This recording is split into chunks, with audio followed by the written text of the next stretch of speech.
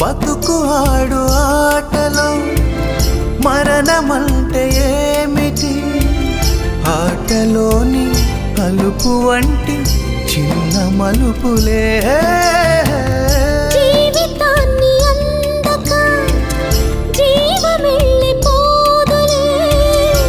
ఆరిపోని అణిగిపోని చిరంజీవిలే. తల నిండుగా శీసులే, ఇక నిండునా ఆశలే. యముని పాశమే బిగుసుకున్నను. మరణమన్నది మరల జననమే. నిండు నూరేళ్ల సావాసం స్వర్గమయ్యింది వనవాసం. దండగుచ్చాను నా ప్రాణం, వెండి వెన్నెల కళ్యాణం.